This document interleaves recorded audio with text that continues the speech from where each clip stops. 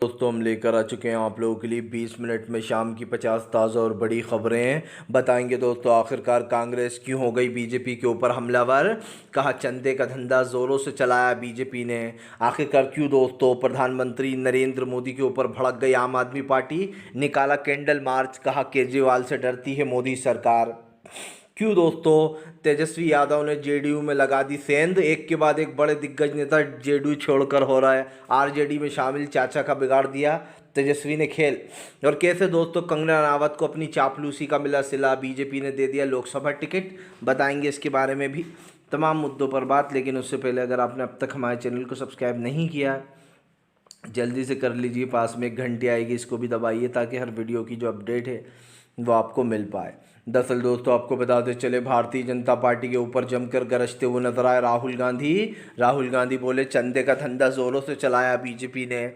दोस्तों बात यह है कि चंदा लेना गलत बात नहीं, लेकिन दोस्तों चंदे में धंधा करना गलत बात है। अब आप कहेंगे कि भाई बीजेपी के साथ और भी पार्टियों को चंदा मिला है जो अंधभक्त होंगे, लेकिन दोस्तों किसी के पास भी सत्ता नहीं है और किसी ने भी चंदे का धंधा नहीं किया।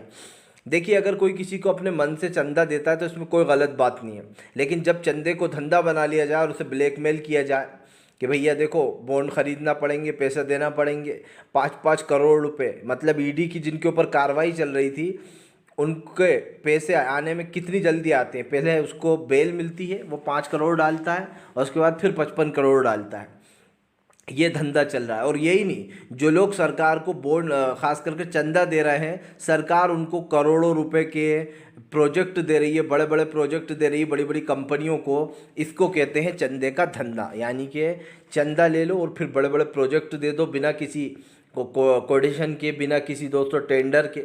ये सवाल उठ रहा है और कांग्रेस ने इसको एक चंदे का धंधा बताया। राहुल गांधी ने कहा कि इस बार जनता देख चुकी है कि देश का पैसा कहाँ जा रहा है। कौन सबसे बड़ा दोस्तों जो कहता था कि ना खाऊंगा ना खाने दूंगा, उसी ने सबसे बड़ा गेम कर दिया। आपको बताते चले दोस्तों फिलहाल केजरीवाल के सपोर्ट में सड़कों पर उतरे हुए हैं आम आदमी पार्टी के तमाम बड़े दिग्गज नेता। कहा केजरीवाल से मोदी सरकार डरती है। दरअसल दोस्तों केजरीवाल की 6 दिन की कस्टडी मांगी गई थी और ऐसे में दोस्तों केजरीवाल से पूछताछ चल रही है। लेकिन आपको बताते चले दोस्तों ये इतिहास का काला दिन इसलिए भी माना जाना चाहिए कि इससे पहले कभी भी सीएमओ को गिरफ्तार नहीं किया गया। होते ज़रूर थे लोग गिरफ्तार, लेकिन छोटे मोटे नेता जो आपके विधायक हैं, पर यहाँ तो मोदी सरकार ने कुछ और ही कर डाला है। अब चुने हुए मुख्यमंत्रियों को एक एक करके गिरफ्तार किया जाता है और उनको रोका जाता है। सबसे बड़ी बात यह है दोस्तों आम आदमी पार्टी ने बहुत कम समय में अपनी 2 जगह सरकार बना ली और काम अच्छा करती है आम आदमी पार्टी, ऐसा नहीं है कि वो काम नहीं करती। लेकिन सबसे बड़ी दिक्कत क्या है ना कि जो लोग काम करते हैं और जो बीजेपी से आगे रहते हैं, बीजेपी को वो अच्छे नहीं लगते, क्योंकि बीजेपी दिल्ली में बार बार हारती है और यही कारण है जो केजरीवाल को टारगेट किया जा रहा है। आपको बताते चले दोस्तों नीतीश कुमार की पार्टी में भयंकर टूट। क्या एक बार चाचा फिर से मारने वाले हैं पलटी। हालांकि दोस्तों अब ये मुमकिन नहीं है क्योंकि 16 प्रत्याशी नीतीश कुमार अपने जारी कर चुके हैं लिस्ट कल। लेकिन दोस्तों तेजस्वी यादव ने नीतीश कुमार की पार्टी में सेंध लगाने का काम कर दिया। आपको बताते चले जेडीयू में टूट मच गई है। एक के बाद एक बड़े दिग्गज नेता जेडीयू को छोड़कर दोस्तों आरजेडी में शामिल हो रहे हैं। आपको बताते चले अब तक कई बड़े नेता जेडीयू को छोड़ चुके हैं और आरजेडी में शामिल हो चुके हैं। दरअसल दोस्तों सीधी सी बात यह है कि जेडीयू ने जो 16 नामों की लिस्ट जारी की है उसमें उसने फिर से उन्हीं लोगों को टिकट दिया है जिसको पिछले साल दिया था, मतलब पिछली बार दिया था लोकसभा में। आपको बताते चले जेडीयू को बीजेपी ने 16 सीटें दी हैं एनडीए में। ऐसे में आपको बताते चले इंडिया गठबंधन इस बार अपनी पूरी मजबूती से उतरा है और इंडिया गठबंधन दोस्तों ऐसे उम्मीदवारों को उतार रहा है जो 101% चुनाव जीत कर आएंगे। आपको बताते चले बस एक छोटी सी चिंगारी चाहिए थी दोस्तों और फिर अपने आप आग लगेगी। आग यानी कि दोस्तों की जनता के दिलों में जो आग लगी हुई है, एक छोटी सी चिंगारी एसबीआई ने भड़का दी है। जाहिर सी बात है एसबीआई ने जो प्रधानमंत्री और पूरी भाजपा का जो खुलासा किया है, मैं कहता हूँ देश में इससे बड़ा स्कीम आज तक आपने देखा ही नहीं होगा। आपने कभी भी चंदे का धंधा देखा ही नहीं होगा कि पार्टियाँ जिसके ऊपर ईडी की कार्रवाइयाँ चल रही हैं उनसे करोड़ों रुपए वसूलो और फिर उनको बड़े बड़े कॉन्ट्रैक्ट दे दो देश के, ताकि दोस्तों आप समझिए सरकार का भी काम हो जाए और उन लोगों को भी पैसा कमाने का मौका मिल जाए। और सत्ता पक्ष में रहने वाला इंसान जो प्रधानमंत्री मोदी जो बड़ी बड़ी बातें करते थे कि ना खाऊंगा ना खाने दूंगा, उन्होंने ही ये सबसे बड़ा स्कैम किया है। आप देख सकते हैं कि चंदे का धंधा इतनी ज़ोरों से चला कि बड़े बड़े प्रोजेक्ट हमारे ऐसी कंपनियों को दिए गए हैं जो एक नंबर के लुटेरे हैं।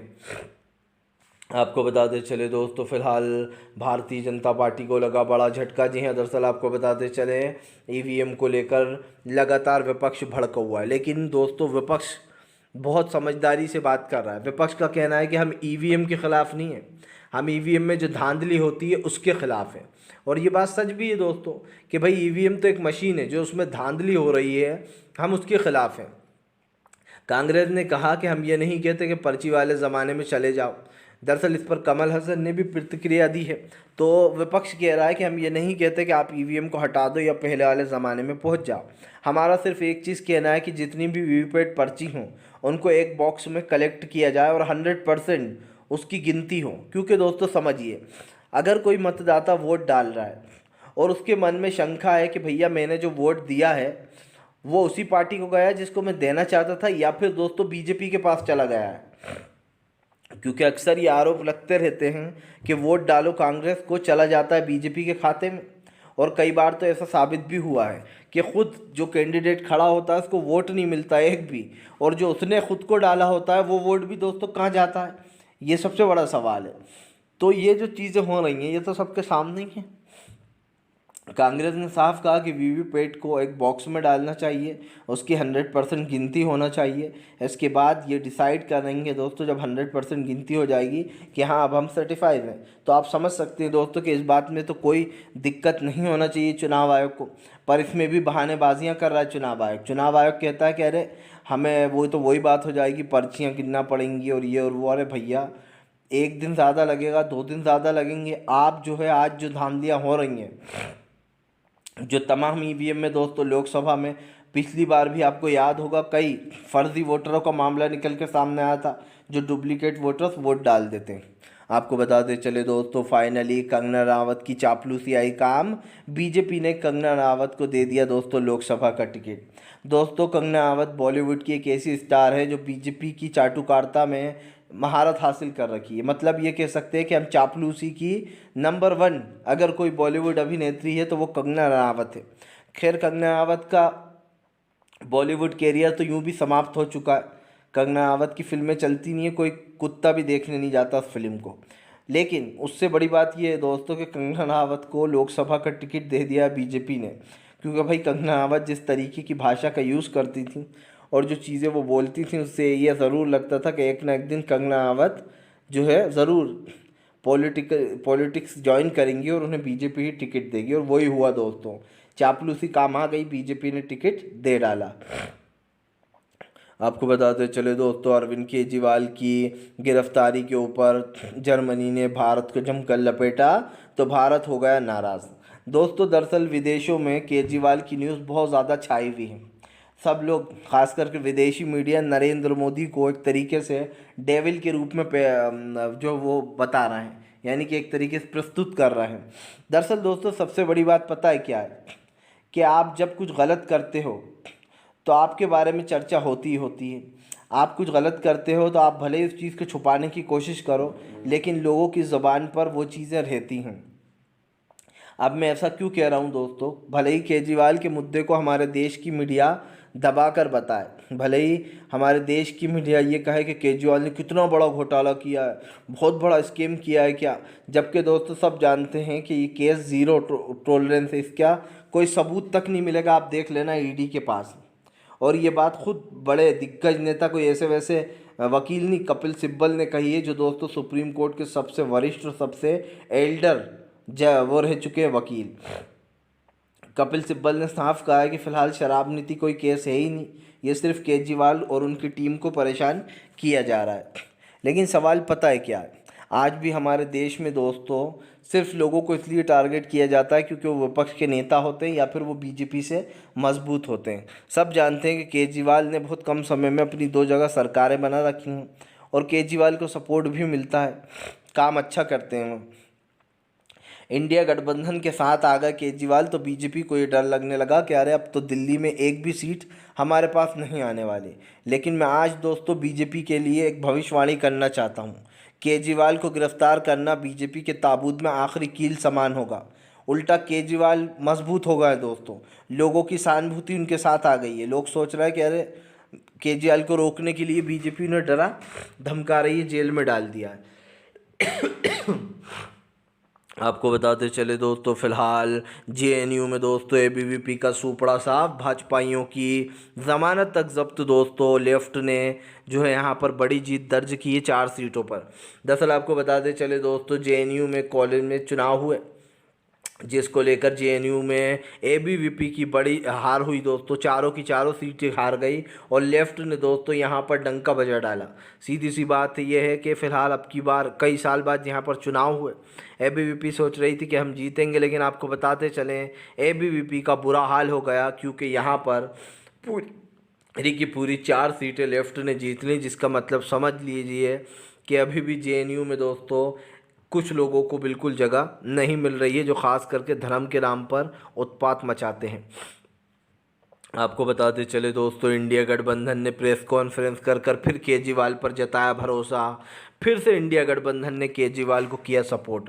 दरअसल दोस्तों इस बार ये देखकर बड़ी खुशी हो रही है कि इंडिया गठबंधन एक दूसरे के लिए उतरा हुआ है सड़कों पर और एक दूसरे को सपोर्ट कर रहा है। क्योंकि दोस्तों अब तक इंडिया गठबंधन के जितने भी लोग हैं वो केजरीवाल को सपोर्ट कर चुके हैं। सबसे पहला ट्वीट राहुल गांधी ने ही किया था।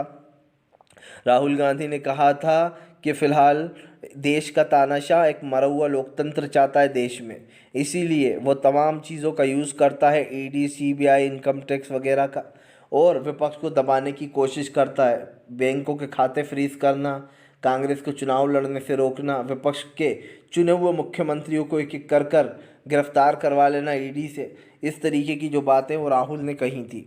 लेकिन राहुल गांधी की बातें दोस्तों 101% सच्ची हैं, क्योंकि राहुल गांधी एक चीज़ समझ चुके हैं कि इस वक्त देश की जितनी भी संपत्तियां हैं दोस्तों, बीजेपी उन्हें ख़त्म करने का काम कर रही है। और सबसे बड़ी बात क्या है दोस्तों कि कांग्रेस के खाते फ्रीज कर दिए जाते हैं, लेकिन ना इसमें कोर्ट कुछ करता है दोस्तों, ना चुनाव आयोग कुछ करता है। खैर चुनाव आयोग से तो उम्मीद है भी नहीं। चुनाव आयोग तो चुनी हुई पार्टी है, जिसकी पार्टी होती है उसका नाम चुराकर उन चोरों को दे देता है दोस्तों, जो विधायक लेकर भागते हैं। आप समझिए, मतलब ये एक अजीब बात है कि अगर कोई मेरी गाड़ी चुरा कर भाग गया और मैं पुलिस के पास जाता हूँ, मैं कहता हूँ ये मेरी गाड़ी है, लेकिन पुलिस इंस्पेक्टर कह देता है कि अब ये गाड़ी तो इसके पास है, इसका मालिक ये है, ये इसके नाम हो गई गाड़ी। तो आप सोचिए मुझे कैसा लगेगा। मैं कहूँगा यार पैसे मैंने दिए, मैंने अभी ख़रीदी और गाड़ी पुलिस वालों ने इसके नाम कर दी। बस वैसे ही दोस्तों जिसकी बेचारे की असली पार्टी होती है, चाहे वो उद्धव ठाकरे की शिवसेना हो या शरद पवार की एनसीपी, अजीत पवार को असली एनसीपी बता डाला और जो है एकनाथ शिंदे को दोस्तों असली शिवसेना बता डाला, तो इससे ज़्यादा घोर कलयुग क्या हो सकता है, आप समझिए। आपको बताते चले दोस्तों, भारतीय जनता पार्टी पूरी तरीके से फंस गई। जी हाँ, दरअसल आपको बताते चले दोस्तों, उदयनिधि स्टालिन का प्रधानमंत्री नरेंद्र मोदी के ऊपर बड़ा हमला। दरअसल दोस्तों आपको बताते चले, उदयनिधि स्टालिन ने प्रधानमंत्री को 28 पैसे का पीएम बता डाला है। जी हाँ, आपको बताते चले उदयनिधि स्टालिन पहले भी सुर्खियों में आए थे जब उन्होंने जो है यहाँ पर ख़ास कर दोस्तों हिंदू धर्म को लेकर टिप्पणी कर दी थी विवादित। उस समय जो है यहाँ पर उदयनिधि के ख़िलाफ़ लोगों ने काफ़ी हमले भी बोले थे। उन्होंने क्योंकि कहा था कि सनातनी कोई धर्म नहीं है, इस चीज़ को लेकर उन्होंने कई चीज़ें बोली थी। हिंदू कोई धर्म नहीं है, हम सब सनातनी हैं, ये कहा था, सॉरी। अब उदयनिधि स्टालिन का बयान आया है, कहा प्रधानमंत्री राज्यों के साथ भेदभाव करते हैं। जहाँ पर चुनाव लड़ने के लिए पैसा देना चाहिए वहाँ पर हमें सिर्फ दोस्तों मतलब राज्य को थोड़ा सा पैसा दिया जा रहा है ताकि चुनाव भी सही से ना लड़ पाएँ वो लोग। उदयनिधि स्टालिन ने बीजेपी के ऊपर हमला बोलते हुए कहा कि फ़िलहाल प्रधानमंत्री जो नरेंद्र मोदी राज्यों के फंड इलेक्शन में भेदभाव का आरोप लगाया उन्होंने। मतलब जो इलेक्शन के लिए जो फंड देते हैं केंद्र सरकार देती है, उसमें दोस्तों भेदभाव का आरोप लगाया है उदयनिधि स्टालिन ने। उदयनिधि स्टालिन ने कहा कि हमें पीएम मोदी को 28 पैसे का पीएम बुलाना चाहिए। 1 रुपये टैक्स के बदले सरकार हमें सिर्फ 28 पैसे ही लौटाती है। ये बात वो कह रहे हैं उदयनिधि स्टालिन, M.K. स्टालिन के बेटे, जिनकी तमिलनाडु में सरकार है। अब आप समझ सकते हैं दोस्तों कि ये बात झूठी भी नहीं है।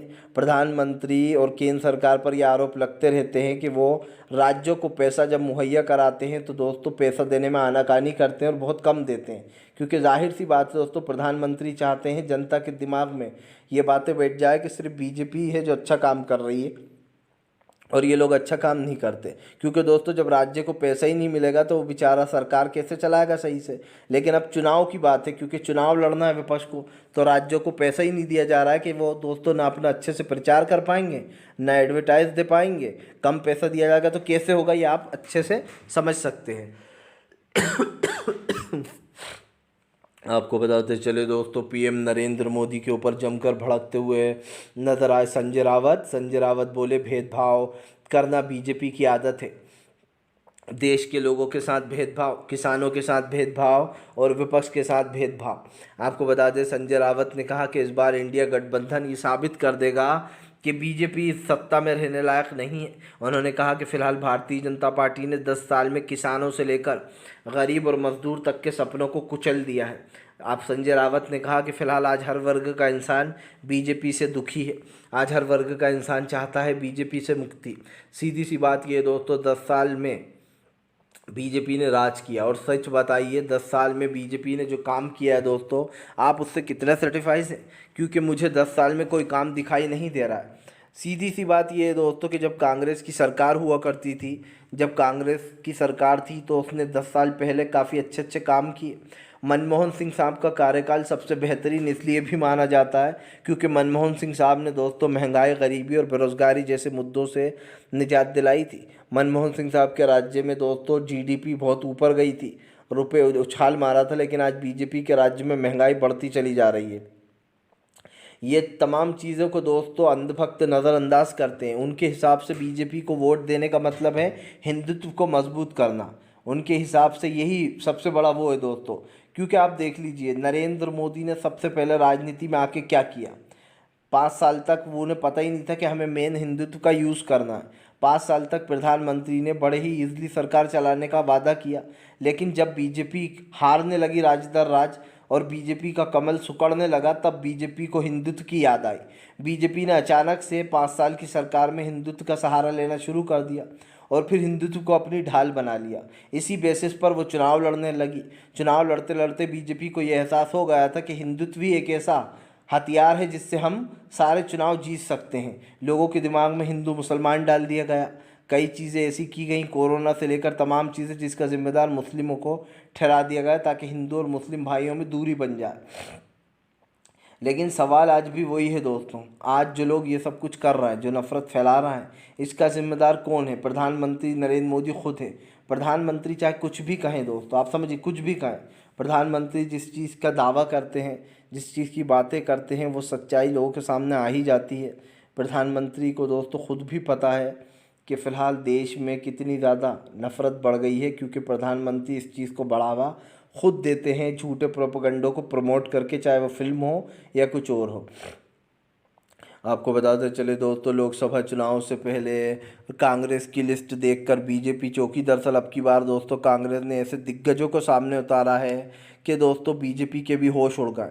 आपको बताते चले, खुद गृह मंत्री अमित शाह के सामने तक कांग्रेस ने दिग्गज नेता को उतारा। ऐसे में एक चीज़ तो साफ हो जाती है दोस्तों कि जहाँ जहाँ पर कांग्रेस को लगता है वो कमज़ोर है, अब की बार उसने ऐसे दिग्गजों को उतारा है जहाँ पर हारना उनका नामुमकिन है। दोस्तों अगर देश को सच में इलेक्ट्रिकल बॉन्ड्स का ये फंडा समझ में आ गया है कि चंदा लो और धंधा दो, तो दोस्तों देश कभी भी नरेंद्र मोदी को वोट नहीं करेगा, क्योंकि ये दुनिया का सबसे बड़ा स्कैम है। आप समझिए, आपका पैसा छीन कर क्या करा जा रहा है। जब कोई ख़ास करके दोस्तों इनकम टैक्स चुकाता है, तब कहीं जाकर स्कूल के टीचरों को सैलरी मिलती है, सरकारी लोगों को जो काम कर रहे होते हैं उनको सैलरी मिलती है, क्योंकि ये पैसा जनता ही देती है और जनता का पैसा जनता तक जाता है। लेकिन यहाँ पर बीजेपी क्या कह रही है कि तुम हमें चंदा दे दो, हम तुम्हारी ईडी इनकम टैक्स की रेडों के केस ही ख़त्म कर देंगे। मतलब तुम अपना काम करते रहो, चुराते रहो इनकम टैक्स, हम कोई कार्रवाई